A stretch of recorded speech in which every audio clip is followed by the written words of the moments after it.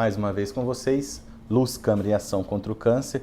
Hoje nós temos a satisfação de receber aqui nos nossos estúdios o professor Dr. Paulo Hilário Nascimento Saldiva, né? Ele é o médico, doutor livre-docente pela Universidade de São Paulo. Atualmente é professor titular do Departamento de Patologia da Faculdade de Medicina da USP e ele concentra suas atividades de pesquisa na área de anatomia patológica, fisiopatologia pulmonar, doenças respiratórias, saúde ambiental e ecologia aplicada.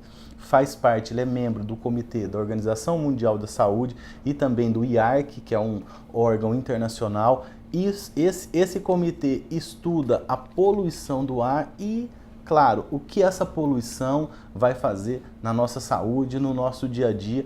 E hoje o Dr. Paulo está aqui para explicar para vocês essa relação. Nós moramos numa região tem muita queimada de cana, isso faz bem, isso faz mal, e toda essa poluição, né, do ar que acontece não só aqui na nossa região, na nossa cidade, mas também no Brasil e, claro, no mundo inteiro. Tudo bem, doutor Paulo? Tudo bom, prazer estar aqui falando com vocês, com os telespectadores, e especialmente num hospital que eu já tive a oportunidade de falar quando acabei minha aula, que tem importância como esse, e que tem um trabalho de assistência e pesquisa como esse hospital tem, que é ou seja, eu estou numa das instituições que dá mais orgulho de ser brasileira. Então isso para mim é sempre um prazer e um presente que eu recebo quando sou convidado para falar para cá. Vamos começar um pouquinho não falando da área de atuação do senhor, mas um pouquinho antes. O senhor já havia ouvido falar do Hospital de Barretos, porque o pessoal de São Paulo, Barretos é distante de São Paulo, 400 e poucos quilômetros, né? Mas a parte acadêmica, a parte de pesquisa, são milhares de quilômetros essa distância. O pessoal de São Paulo olha para Barretos e vê e fala, eles estão fazendo coisa séria, o que acontece lá? Veja, o Hospital de Barretos, ele o prestígio dele é muito maior do que ele não é um hospital, longe de ser um hospital da cidade, ele é um hospital do Brasil. Você anda pelas ruas, você vê nome de várias cidades. Existem centros de simulação, de treinamento, que vem gente do Brasil e de fora para ser treinado aqui. A excelência do tratamento, as carretas que você conhece muito melhor do que ninguém, né? Que saem por esse Brasilzão afora fazendo diagnóstico e prevenção de câncer. Do lado nosso, eu tenho um estudo do câncer do estado de São Paulo e eu converso com o pessoal de lá, eu tenho uma interação com o pessoal de lá. E Barretos e o Hospital AC Camargo, hoje, e o Instituto Arnaldo Vieira de Carvalho da Santa Casa, são os pontos de sustentação do tratamento oncológico do Brasil. Você chegar para o governador do estado de São Paulo hoje, ou para o presidente da República, e perguntar onde se trata de câncer em hospital público, vai chegar nesses nomes, né? Provavelmente vão ser. E aqueles médicos que cuidam deles nos hospitais mais, digamos, de grife, são oriundos ou são do corpo clínico desses 4 hospitais. Então eu acho que nós estamos dentro de um caso de sucesso e que era altamente improvável, sabe? Porque o câncer é uma doença de extrema complexidade para diagnóstico e tratamento e, de repente, por causa de um sonho, o professor Prata correu atrás do sonho e esse sonho, pela força do sonho, né? Se começou a fazer um negócio completamente improvável acontecer. Você tem um hospital desse tamanho, com esse nível de sofisticação, longe dos grandes centros. E isso mostra que toda essa história dá uma tintura, um tempero de orgulho e de satisfação de ver como a coisa acontece por aqui. E isso também é na área da pesquisa. Eu acho que na área da pesquisa também nós conseguimos essa... Sim, não tenho dúvida. A área da pesquisa ela vai um pouco atrás da área de assistência ainda, porque o processo de pesquisa demora mais para amadurecer. O combustível da pesquisa é a formação de recursos humanos, e no caso, locais. É mais fácil você trazer um médico, que é um cirurgião, um radioterapeuta, um quimioterapeuta, do que você trazer um cientista grande, porque os cientistas eles são muito conservadores, não no pensamento, mas eles percebem que eles, ao longo de anos de trabalho, e a agência da FAPESP, então eles montam uma estrutura de pesquisa ou formam um networking de pesquisa, uma rede de pesquisa que ele sabe, ele encontra um meio. Ele tem medo de começar, e aí ele demora uns 20 anos para ele se estabilizar como cientista. Aí ele sair da zona de conforto para ir para um outro lugar, normalmente o sujeito só faz isso, sabe quando? Quando ele já deu cacho, aquela bananeira velha, que não... E aí ele vai resolver Eu vou para o interior falar porta. Eu vou falar porta, vou falar bananeira velha, mas a minha contribuição já é menor, porque eu não estou ainda com aquele sangue nos olhos, entendeu? E é isso que fez, e a razão, e você vê como... Por isso que quando você traz uma pessoa muito velha, ele pode servir como um mentor, mas ele não vai ser o carro-chefe. Como diz aqui no interior, ele não vai puxar a carroça. Né? Não vai puxar a carroça, ele tem que estar na fase...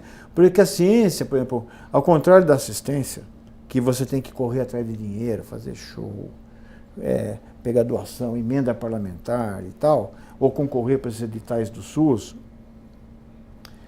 a ciência se autofinancia. Aliás, a ciência dá lucro. Para o telespectador que não sabe, hoje as agências de fomento, principalmente a FAPESP, do dinheiro que você consegue, 10% fica para o hospital, para investir em infraestrutura. Certo. Então, hoje não tem sentido um hospital comprar um sequenciador. O cientista tem que ser bom o suficiente para ganhar esse sequenciador. Então, a ciência, ela dá lucro. Tanto que as maiores universidades do mundo, a Harvard, por exemplo, ela tem na ciência uma das fontes maiores de rendimento.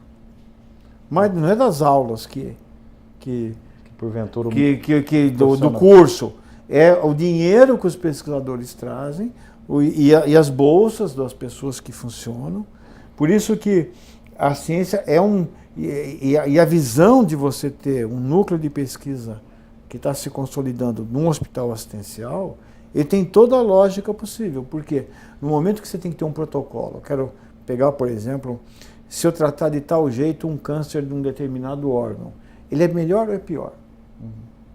Eu tenho que ter todas as fichas padronizadas, o tratamento padronizado, eu vou ter que ter seguimento dos doentes, eu vou ter que ter um bom sistema de informação, eu vou ter que ter um banco onde eu guardo, como um banco de dinheiro, você pega um pedacinho do tumor para saber por que aquele tumor respondeu, aquele outro não respondeu.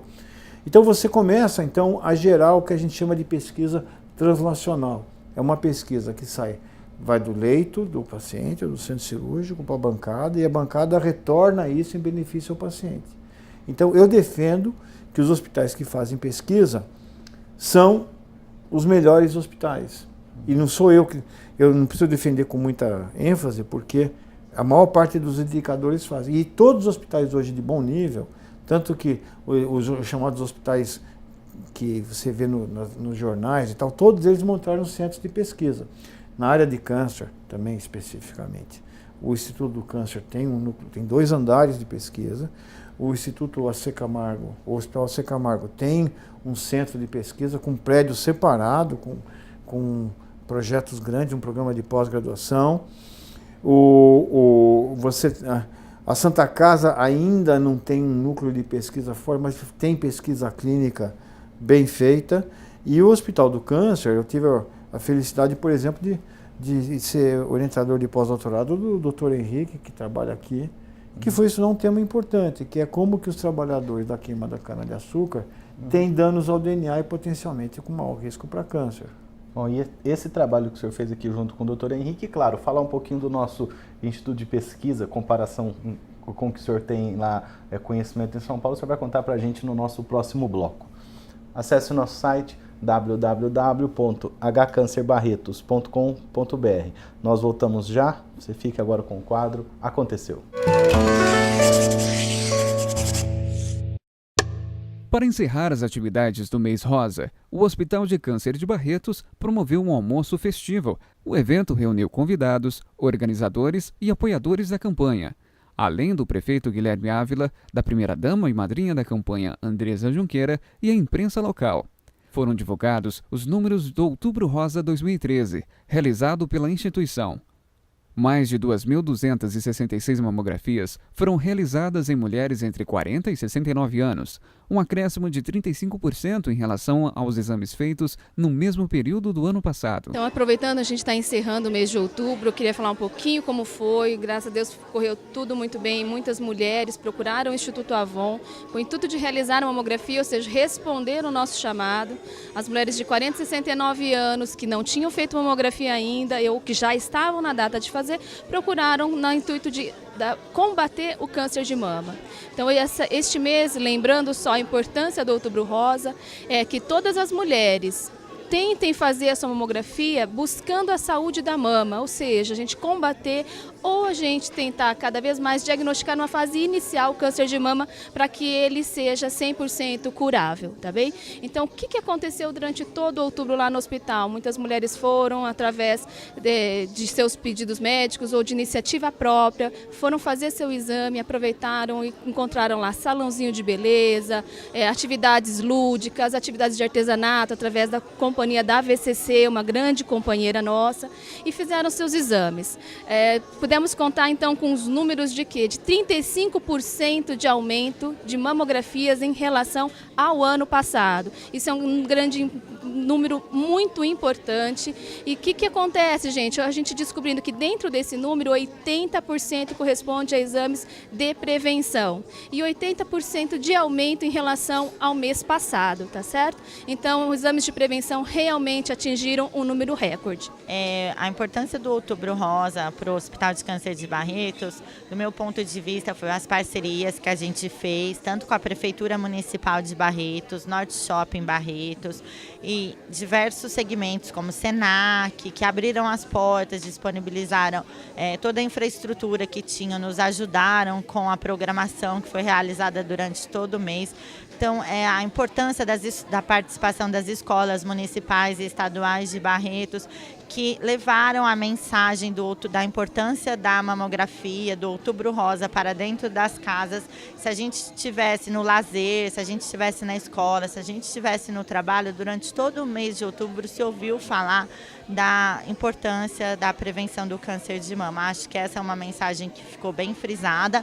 A gente já sabe que a gente teve uns aumentos nos números de exames, e agora para o próximo ano é pensar o que a gente pode fazer para novamente conquistar a atenção das pessoas de Barretos. O almoço também foi oportunidade para a entrega de 30 maletas de maquiagem da Avon para os ganhadores do sorteio, que aconteceu no dia 1º de novembro, entre aquelas que realizaram os exames durante o mês de outubro. Estou muito feliz de ter recebido essa maleta, porque eu fui uma guerreira, consegui meu tratamento até o final e vou até o fim, que Deus permitir.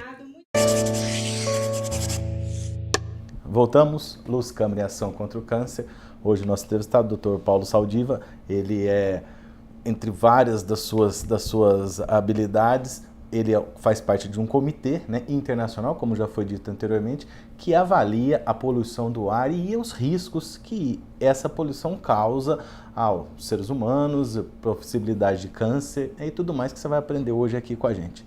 O senhor falou no bloco anterior a respeito dos vários institutos de pesquisa que tem no estado de São Paulo, na cidade de São Paulo, e claro, os grandes institutos, e o nosso aqui de Barretos. O senhor já conhece bem. Em relação a isso, qual a nossa situação aqui, só para o barretense ficar sabendo isso, que aqui em Barretos, na cidade, no interior, no meio do interior do estado de São Paulo, aqui bem esquecidinho aqui no fundo, nós temos alguma coisa que realmente vale a pena, a não ser, além, claro, do hospital, que já tem toda a sua tradição de humanização, assistencialismo, mas na pesquisa, uma coisa de ponta. Veja,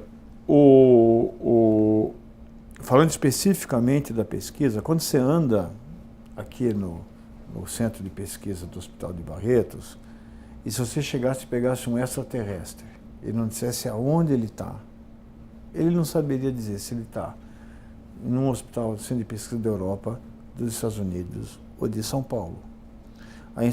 A área física é absolutamente boa, o parque de equipamentos é comparável a qualquer bom lugar do mundo. E o que eu sinto é que ou seja, não há limitação de recursos tecnológicos.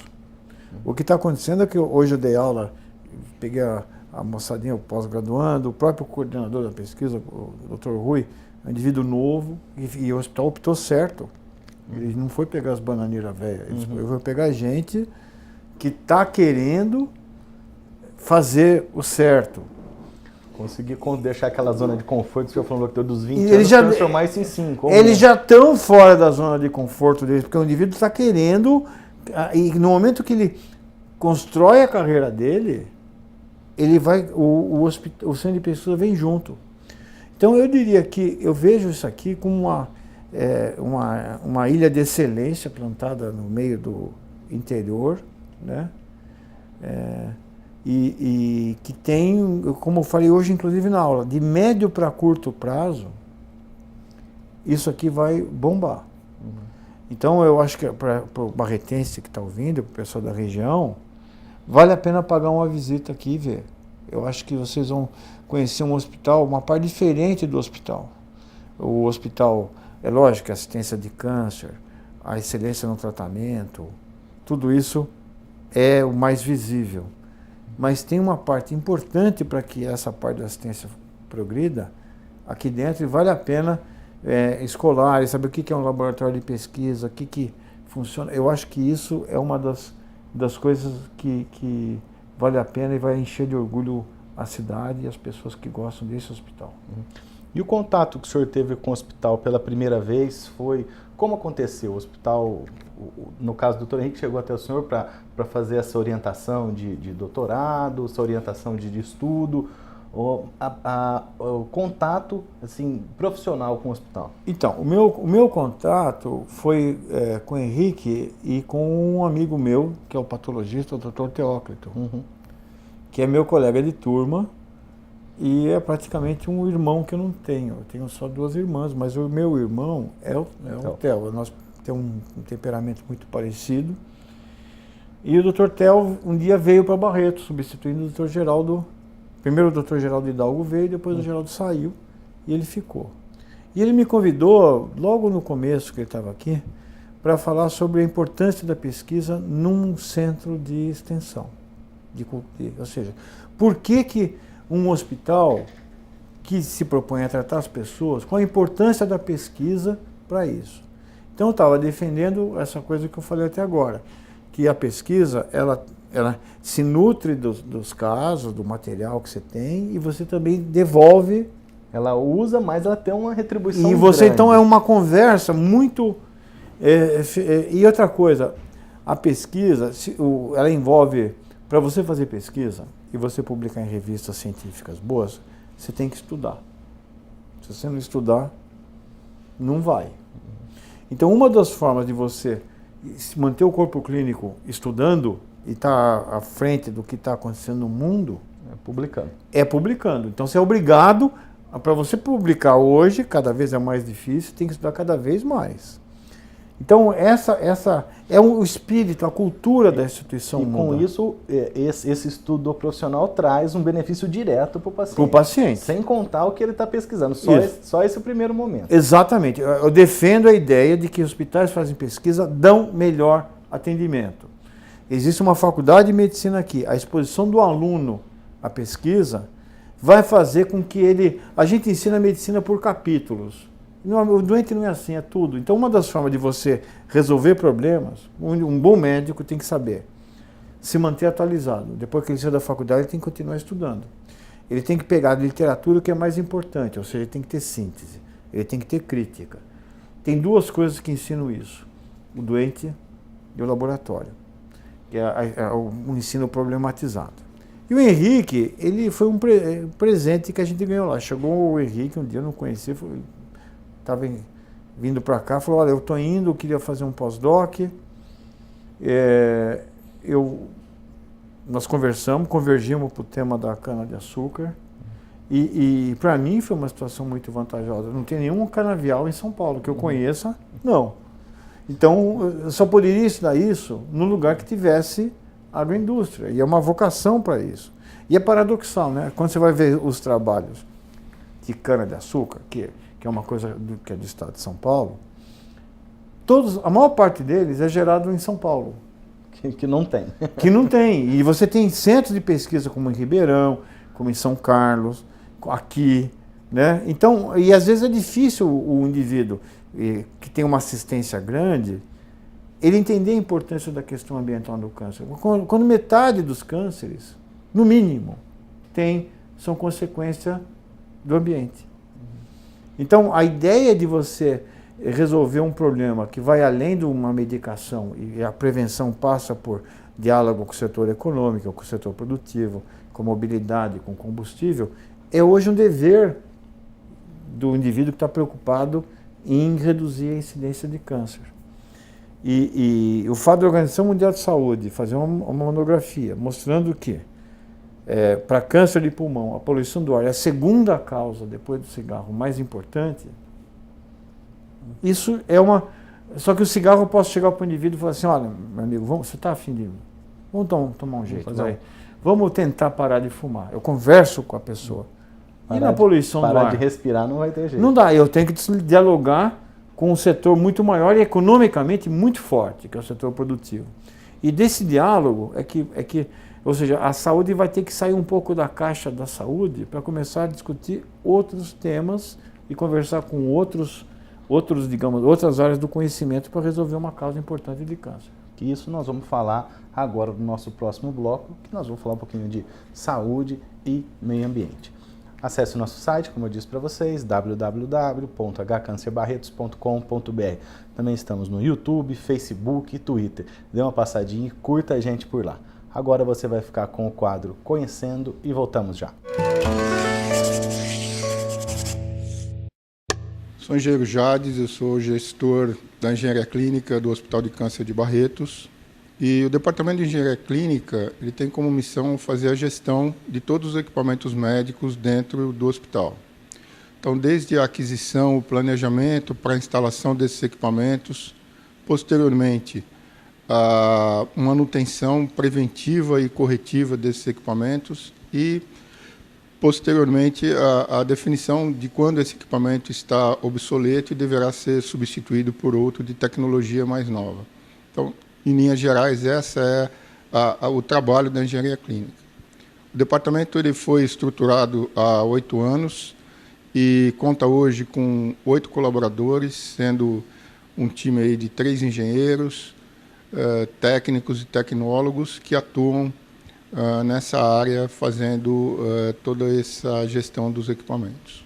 Um dos pontos importantes da engenharia clínica é a gestão das manutenções preventivas e a execução das manutenções corretivas nos equipamentos. Manutenções preventivas são aquelas manutenções que são programadas pela engenharia clínica e executadas dentro de um cronograma. Qual é o intuito dessas manutenções? Fazer uma revisão no equipamento, evitando que haja uma parada inesperada do equipamento, do mesmo. Já as manutenções corretivas, elas são realizadas quando o equipamento apresenta um problema, um defeito, e o usuário abre um chamado aqui para a engenharia. Esse chamado ele é aberto num sistema informatizado. Nós temos, para cada técnico, um computador e uma tela central onde esses chamados aparecem, e os técnicos, então, atendem por prioridade em função da criticidade do equipamento. Equipamento mais crítico, como, por exemplo, equipamentos de UTI ou de centro cirúrgico, tem prioridade no atendimento em detrimento a equipamentos com criticidade menor. Uma vez realizada a manutenção, a ordem de serviço é fechada e o usuário final é que faz esse aceite do equipamento depois de pronto. Além das manutenções e a gestão dos equipamentos, como eu já comentei, a engenharia clínica também desenvolve alguns equipamentos para facilitar ou para implementar, melhorar alguns processos dentro do hospital. Dentre eles, a gente pode citar um equipamento que vai ser utilizado para a calibração de gamas-câmaras. As gamas-câmaras são equipamentos que fazem a detecção de radiação executam um procedimento chamado de cintilografia. A calibração é bastante importante e até então ela é feita manualmente, expondo o operador ao risco do contato com material radioativo. O equipamento desenvolvido aqui no departamento, ele é totalmente automatizado, consta de um trilho que tem um carrinho que se movimenta em velocidade constante, controlado eletronicamente através de uma placa digital. Em relação às manutenções preventivas, a média de manutenções realizadas no departamento é de 150 manutenções mês. Isso varia de mês a mês, em função do calendário estipulado previamente no início de cada ano. Olá, voltamos. Luz, Câmara e Ação contra o Câncer. Hoje nosso entrevistado, o professor Dr. Paulo Saldiva, contando um pouquinho para a gente dessa interação São Paulo, interior aqui Barretos. Vocês já descobriram que nós temos um centro de excelência, não só de atendimento e humanização, mas também um centro de pesquisa que pode se equiparar, igualar a qualquer centro no mundo inteiro.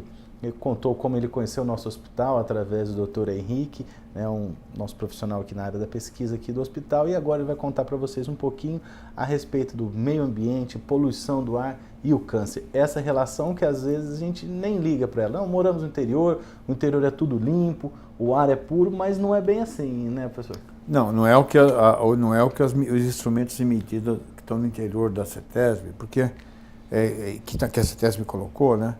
Porque antigamente todo o conceito, toda a rede era concentrada em São Paulo, tinha em Cubatão, em Campinas e uma estação em São José dos Campos, perto de uma refinaria da Petrobras. Aí houve uma expansão da rede para o interior e se viu que os níveis de poluição, por exemplo, vamos pegar aqui perto, São José do Rio Preto. São José do Rio Preto tem níveis de poluição médio maior que a cidade de São Paulo. E só por estar no interior o pessoal acha que então não é que no interior está lá. E tem outros riscos que o interior tem. Por exemplo, se você vai ver nível de pesticida nas águas de abastecimento, por causa que isso vai para o lençol freático e depois, ou então contamina pela erosão do solo, vai para a água, e a cidade às vezes pega isso, e você trata, e algumas das substâncias não são removidas durante o tratamento.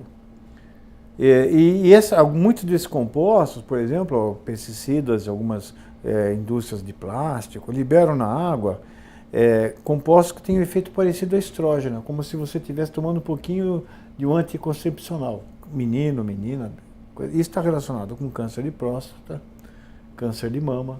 Não tem suplementação hormonal aumentando o risco de câncer de mama?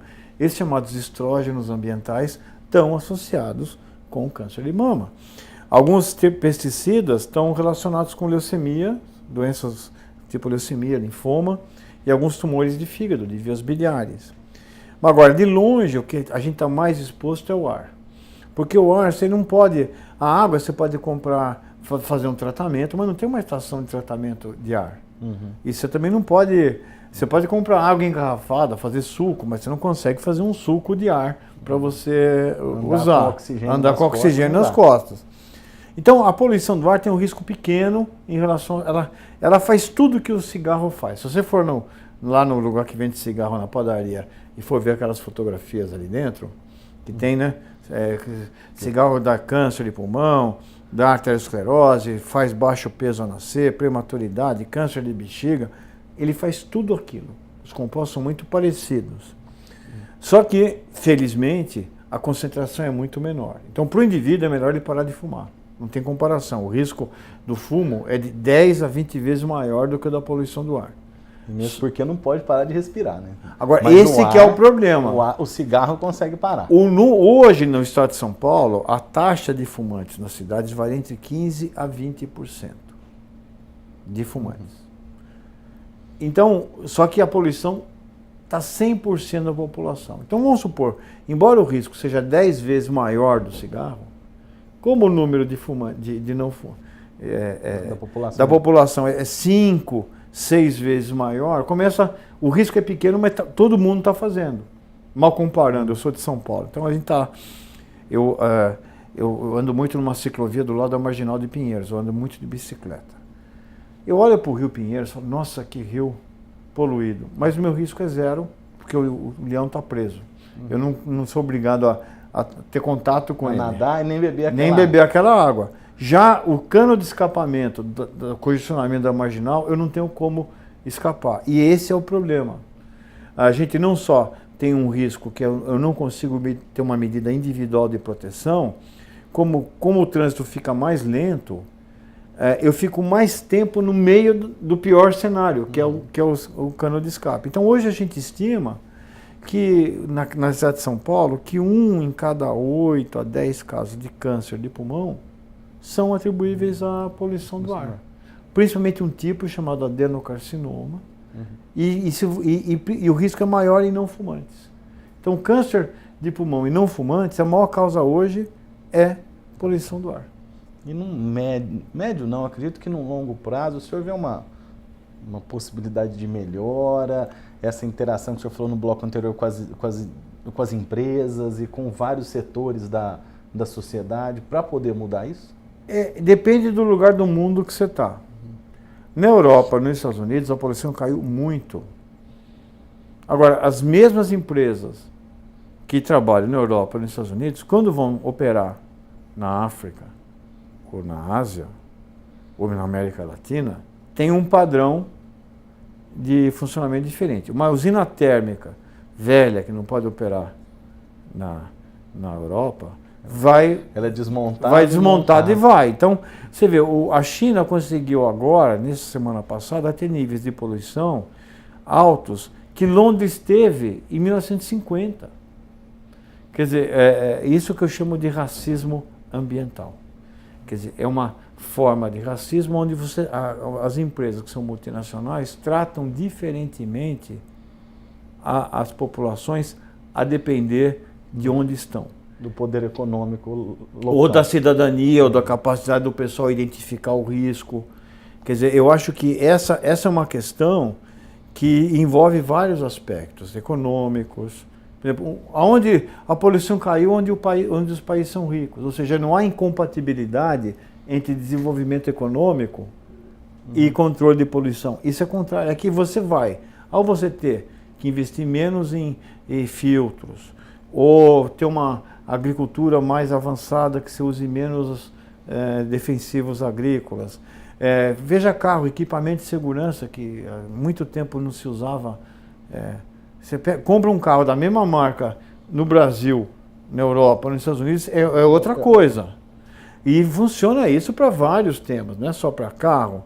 A bula de remédio, a quantidade de informação que tem numa bula de remédio na Europa, nos Estados Unidos e aqui são completamente diferentes.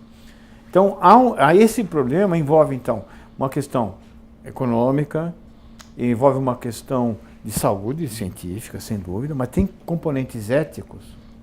Amadurecimento da sociedade também. E de amadurecimento da sociedade. Inclusive, a gente é o único, no caso do cigarro e da poluição, que são as duas causas maiores de câncer de pulmão, que é o câncer com maior letalidade, né, que a gente tem hoje,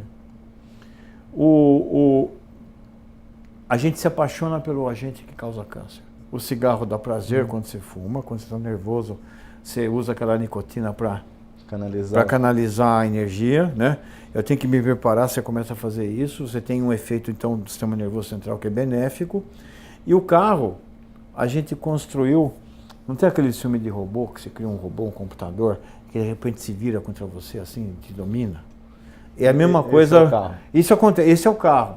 Por exemplo, lá em São Paulo você vai pagar. Você vai morar apertado num armário, mas tem que ter 2 garagens. Então você se abdica do seu espaço para pagar para o teu carro dormir confortavelmente, para não riscar, né? Às vezes a sua garagem é maior que o apartamento. O carro tem muito mais conforto que você. Segunda coisa, você dorme muito menos, porque você tem que acordar mais cedo para pegar o congestionamento. Então você tem deprivação de sono. Você tem sedentarismo, você passa 4 horas dentro do carro. Você tem estresse, porque dirigir não é um spa. Mais ainda, a tua velocidade média hoje está 10, 12 por hora. O Borba Gato, o Fernando Dias Pais, todos aqueles bandeirantes, Domingos Jorge Velho, andavam em lombo de mula 18 por hora. Então nós estamos hoje, com o século XXI, com uma mobilidade pior do que os nossos antepassados tinham há vários séculos atrás. Então a pergunta é, qual que é a graça? Se você pegar um extraterrestre que chega aqui e fala assim, eu quero ver como é que esse povo se organizou, vai achar que isso aqui é um hospício. Por isso que, só que a gente gosta de ter o carro. Então, por isso que o controle passa não só também por fatores econômicos, mas por uma estratégia de comunicação. Eu me lembro que quando eu era moleque, para eu ser um cara de sucesso, eu tinha que fumar. Da balada, hoje é da balada. Da balada e tal, né? Hoje nós temos que fazer duas coisas, ter carro e beber. Beber cerveja. Você abre uma lata de cerveja, vê um monte de mulher linda, um monte de cara saradão. Então o adolescente, para ele poder virar o rei da balada, ele faz através de uma lata de cigarro. E a gente reclama, hoje morre mais gente de bebida lícita do que droga ilícita. Então esse é o tema que a saúde tem que se ocupar.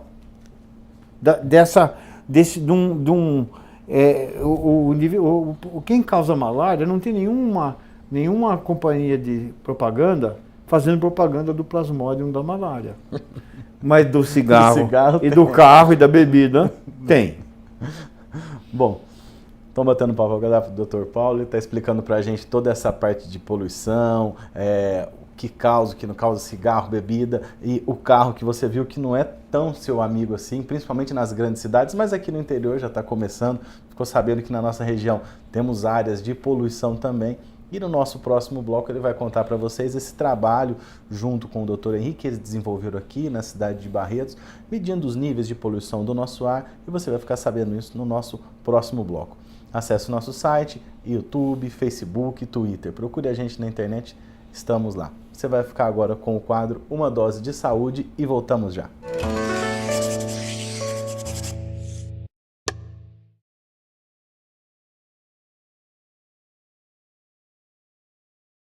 Então, para os pacientes que estão fazendo radioterapia, nós recomendamos caso a caso o tipo mais específico de creme a depender do tratamento e da sensibilidade, do tipo de pele. Cada instituição ela tem a sua rotina, né? Nas instituições europeias usa-se muito um creme chamado Biafine, aqui no Brasil as instituições preferem cremes à base de camomila, aqui na instituição nós temos o creme Barreira, mas são só os cremes recomendados na instituição. É extremamente importante evitar de passar qualquer coisa que não tenha sido recomendada pelo médico oncologista, pelo médico radio-oncologista.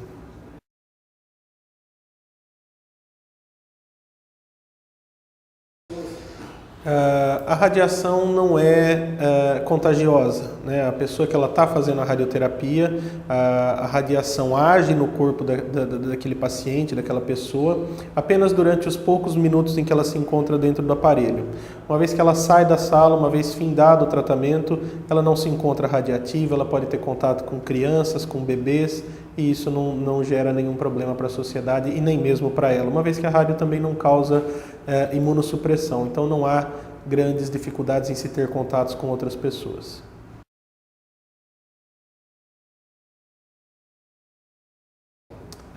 Pausas durante a radioterapia não são bem-vindas. Normalmente os tratamentos eles são feitos de uma maneira a se respeitar 2 dias de pausa por semana, que seriam o sábado e o domingo. Esse tempo é importante para a recuperação dos tecidos, a essa injúria, né, a esse dano causado pela radiação, mas pausas muito prolongadas, de uma semana ou até acima, elas não fazem bem. Nós sabemos que o tempo prolongado da radioterapia diminui a sua eficácia, diminui a taxa de sucesso. Então, apenas de uma maneira ordenada e calculada é que se deve fazer essas pausas. E, eventualmente, em uma ou outra situação em que tem uma necessidade específica de pausar o tratamento, como nos casos em que acontece uma reação adversa muito intensa, em que o paciente não tem mais condição clínica de fazer, se a gente continuar o tratamento vai causar mais dano do que benefício. Nesses casos a gente opta por pausar até haver uma recuperação tecidual e então retomar o tratamento. Voltamos Luz, Câmara e Ação contra o Câncer. Hoje o nosso entrevistado, o professor Paulo Saldiva, contando um pouquinho para a gente da poluição do ar e, claro, todas as suas implicações, como a gente, difícil, mas como a gente consegue fugir desse mal. Claro, uma evolução não só da sociedade, mas de todo o meio econômico e como já foi falado anteriormente. Mas agora, uma coisa um pouco mais específica aqui para a nossa cidade, professor. O trabalho que o senhor e o doutor Henrique desenvolveram através da para analisar a poluição do ar causado pela queima da cana, foi isso? Isso, a gente... você tem dois jeitos de estudar isso. Ou do ponto de vista ambiental, o que vem para a cidade, e do ponto de vista ocupacional, o que acontece com o trabalhador. Do ponto de vista ambiental, essa questão já tinha sido não é que muito avaliada, mas já tinha alguma série de estudos feitos em Araraquara e Piracicaba. Mas a parte do trabalhador era pouco avaliada. A gente achou que a gente podia fazer uma contribuição ali. Tem alguns estudos sobre fadiga, porque o indivíduo colhe hoje 4, 5 toneladas de cana por dia, dá um monte de facãozada, ainda carrega nas costas, não tem lesão por esforço repetido. A gente fica falando do computador, né? Mas não é só o computador. Ali não é só o computador. E trabalhar com uma temperatura elevada, no esforço físico. Esses indivíduos têm um índice de massa corpórea, tem 8% de gordura corpórea, 7%, é nível de atleta de competição, Ironman. Agora, eles entram ainda com a fumaça, né? Está meio fumegante.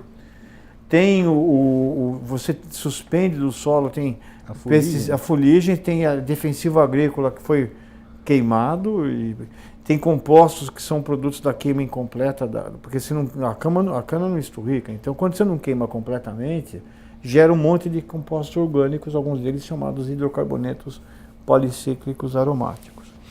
E qual foi a contribuição? Primeiro, quando a gente mandou o artigo, quando o Henrique mandou, falou, mas ele mediu o quê? Né?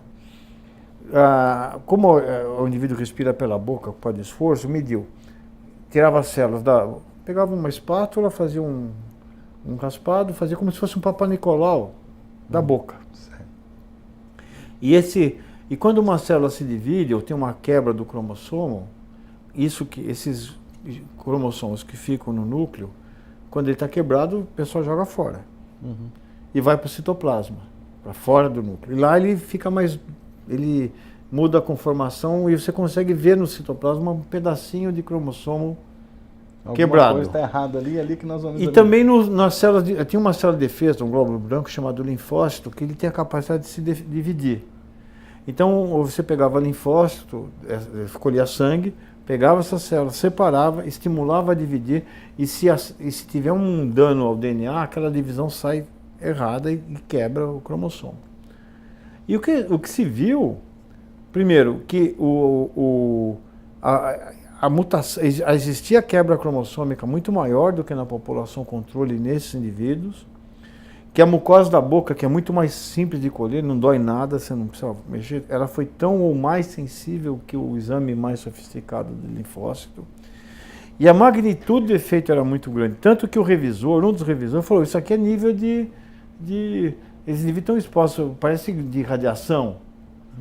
E a gente teve que mostrar que o resultado nosso mesmo era aquilo. Quer dizer, é um problema de saúde ocupacional muito importante e tem o ineditismo. Eu prevejo, como aconteceu com os outros trabalhos de cana-de-açúcar, que esse artigo vai receber uma atenção muito grande de parte da literatura. E quando se discute esses assuntos e mostra para qualquer pessoa da área, acende uma luz assim mostrando, está aí.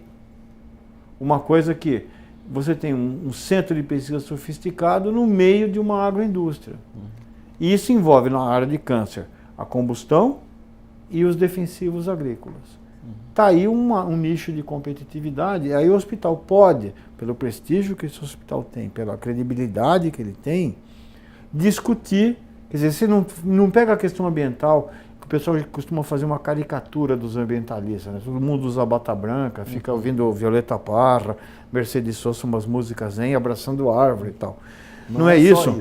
Não, você vai ter gente de esteto, que mexe com microscópio, mexe com equipamento de pesquisa, conversando com embasamento científico e alicerçado pela credibilidade que esse hospital tem. Então, esse hospital pode fazer um bem até... Porque, veja, o número de casos de câncer que esse hospital trata de Barretos é menor do que o que ele trata da população no entorno. Mas quando ele resolve o ambiente daqui, ele está beneficiando diretamente toda a população de Barretos. É como se fosse uma questão de você... talvez essa seja a maior contribuição do Hospital do Câncer para a cidade de Barretos. Melhorar a qualidade. O hospital traz várias vantagens. Ele estimula o comércio, ele estimula a habitação, ele dá visibilidade para a cidade, né? Esse hospital, ao longo do ano, a festa do peão, num determinado período do ano, é onde Barretos aparece no mundo inteiro. Mas eu acho que ele pode ter uma contribuição efetiva de saúde se o hospital, munido de uma boa ciência e de um bom diálogo, que ele tem hoje com qualquer autoridade aqui, e com o setor produtivo, melhorar a qualidade do ambiente e de Barretos, reduzir o risco de câncer da população de Barretos. Isso, é claro, o senhor falou que isso já é um final, né, que o hospital pode contribuir, mas nesse estudo que o senhor fez junto com o Dr. Henrique, então provou que essa população que está diretamente trabalhando tem um risco aumentado, e a população do município também? Não, o próximo passo seria fazer medidas da população durante e fora da safra, para saber o risco populacional de quem não trabalha na cana. Mas hoje o primeiro passo foi dizer assim, a todos aqueles que estão em contato direto com o processo produtivo, e o micronúcleo é um dos marcadores mais importantes de predição de risco de câncer no futuro. Não quer dizer que eles vão ter câncer. Mas tem uma possibilidade. O câncer é uma exceção. Temos 1 bilhão de fumantes na Terra. Apenas algumas dezenas de milhões farão câncer, porque a gente consegue consertar. Mas aqueles que não conseguem, têm um perfil genético desfavorável, uma história familiar, tem outros fatores de risco, podem desenvolver câncer.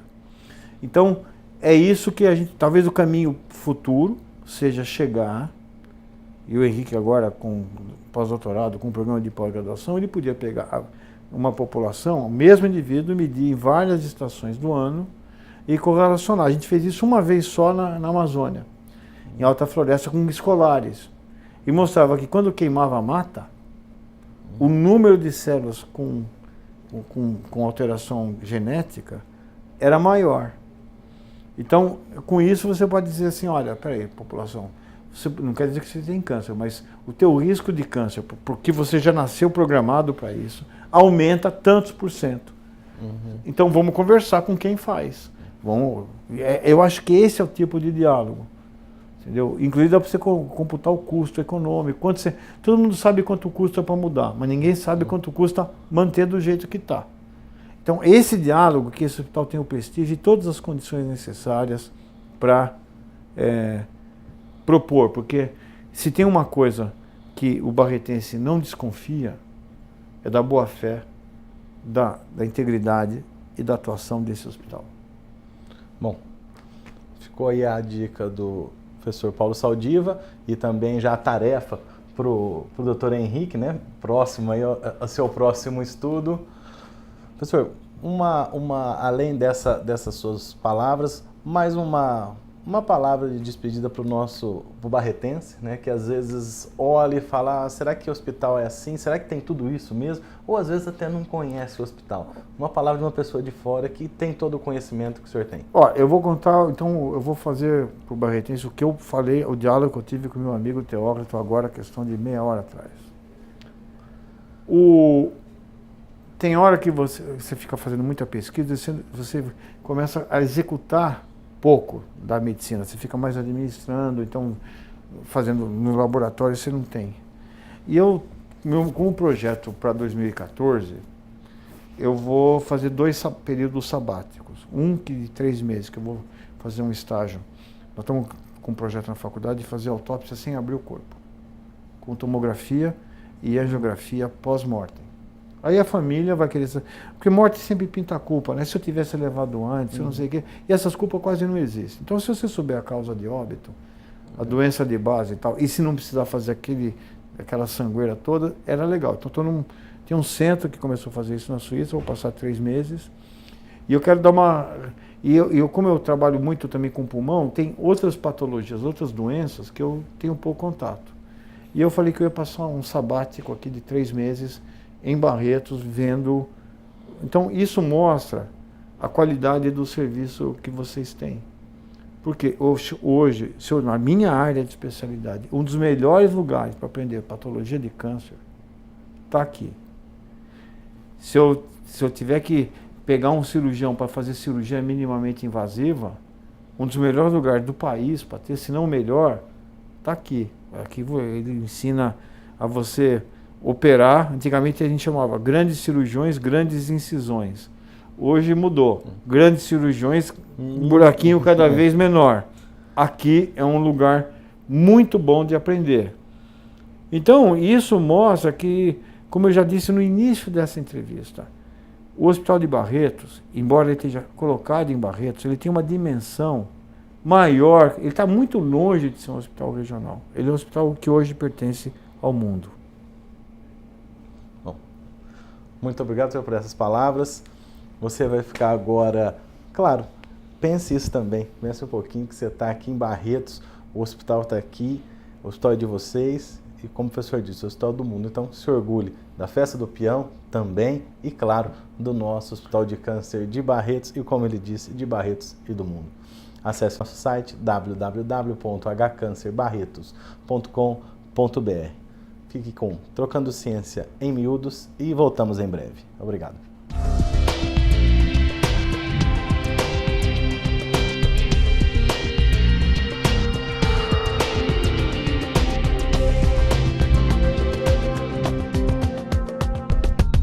Olá, estamos mais uma vez com vocês com o quadro Trocando Ciência em Miúdos. Nós temos hoje como convidada a bióloga Flávia Iguchi, ela que é pós-graduanda aqui do Hospital de Câncer de Barretos, está fazendo o seu mestrado com pacientes que têm câncer de próstata. Bom, eu sei que você está fazendo um estudo com pacientes que têm câncer de próstata e você está estudando um gene, uma proteína aí nos pacientes que têm câncer de próstata, né? Você pode contar para a gente um pouquinho como é que é o seu estudo? Eu pesquiso a presença de uma proteína produzida em tumores de próstata, não é produzida por tecido normal, e isso vem de uma alteração genética desses pacientes. E a presença dessa proteína, ela pode ser usada como um possível diagnóstico para a doença. Precisa de mais estudos para validar isso, ainda não tem um estudo feito com a população brasileira e é o que eu estou desenvolvendo aqui. Mas como é que você faz? Você pega um pedacinho do tumor, você colhe sangue, na urina? Que tipo de material hoje você está estudando? Eu pego um pedacinho do tumor dos pacientes, levo para o laboratório, faço uma extração do material genético desses pacientes e faço uma outra técnica também para ver a presença de proteína. No caso, a minha proteína de interesse. Então você estuda o tumor em si, um pedacinho do tumor, e vê as alterações genéticas dentro do tumor, e você percebe então a presença dessa proteína lá dentro. E o que você já encontrou no seu estudo de interessante? Quase metade da minha amostra tem essa proteína. E o que foi mais interessante é que a gente encontrou o PSA, que é o marcador molecular para câncer de próstata, né, que é vastamente usado nos laboratórios. Quando os pacientes têm um PSA mais baixo, ele tem uma chance maior de ter essa proteína expressa. E isso é interessante, alguns estudos mostram que essa proteína inibe a produção de PSA. Então, às vezes o paciente vai, faz um exame de PSA e está baixo, ele acha que não tem nada e não é bem assim. Ah, entendi. Então significa que existe um teste para diagnosticar o câncer de próstata, que é o PSA, que dosa no sangue, e você percebeu então uma relação inversa, ou seja, quando o PSA estava baixo em pacientes com câncer de próstata, ou seja, quando o teste era negativo, a sua proteína estava presente. Sim. Então você pode utilizar isso nos pacientes que têm uma suspeita forte de câncer de próstata, e que o exame é negativo, então você poderia usar a sua proteína. Isso, seria mais uma ferramenta para tentar o diagnóstico de câncer de próstata, né? Porque hoje se usa o toque retal o nível de PSA e a biópsia. Seria mais uma ferramenta para tentar fazer esse diagnóstico mais correto. E alguém já fez esse estudo que você está fazendo no Brasil, em algum lugar no mundo ou não? Existe um estudo publicado, feito com pacientes brasileiros, mas foi feito por um laboratório nos Estados Unidos. Um estudo Um estudo feito com a população brasileira, com uma amostragem brasileira. Aqui no Brasil ainda não. E então quer dizer que é absolutamente inédito aqui no Brasil esse estudo? Sim, no Brasil sim. E você acha que o seu estudo já está indo para a fase final agora? Você acha que, de alguma forma, o seu estudo vai contribuir alguma coisa aqui para os nossos pacientes? Eu acredito que sim. Essa fusão já tem sido estudada, a presença dessa proteína alterada já tem sido estudada há alguns anos, e quanto mais estudos para validarem isso como ferramenta diagnóstica, melhor. Então, eu acredito que sim. Você acha que então isso vai poder beneficiar os nossos pacientes aqui no Hospital de Câncer de Barretos? Sim, acredito que sim. Bom, estivemos aqui com a Flávia Iguchi, ela é pesquisadora aqui do hospital e mostrou para a gente como é que uma pesquisa pode beneficiar os pacientes aqui do Hospital de Câncer de Barretos. Obrigado, Flávia. Espero vocês na próxima semana. Até lá.